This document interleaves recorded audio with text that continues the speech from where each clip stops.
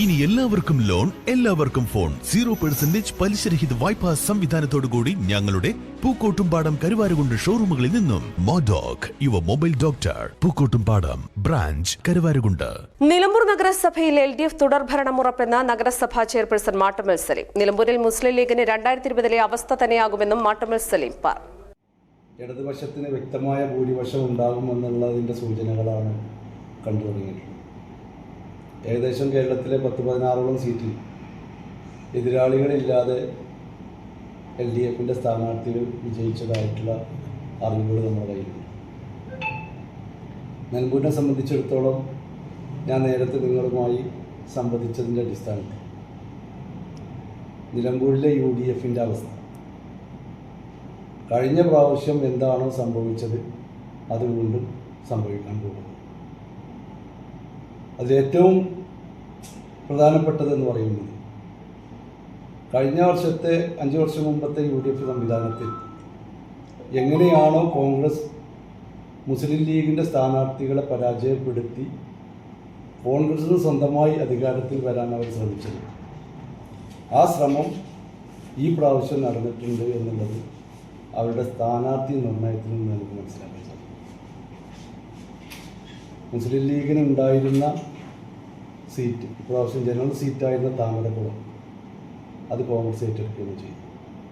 അതിന് പകരം മുസ്ലിം ലീഗിനൊരു സീറ്റ് വേറെ കൊടുത്തിട്ടില്ല. അതുമാത്രമല്ല,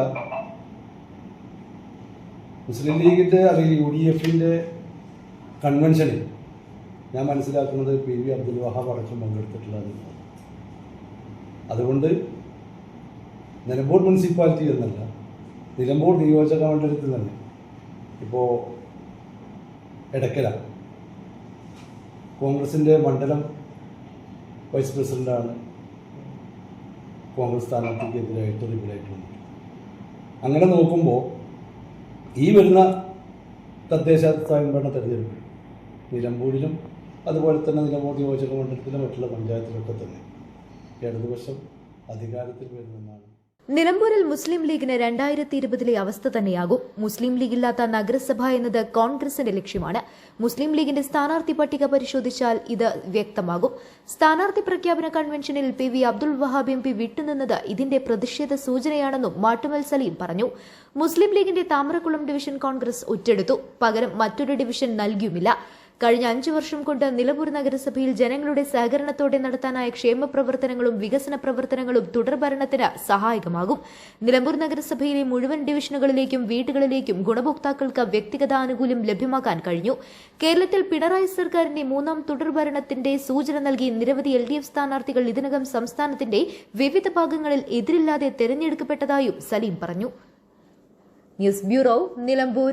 സ്വന്തം ഹൈസ്പീഡ് ഇന്റർനെറ്റ്, നമ്മുടെ സ്വന്തം ഇന്റർനെറ്റ്.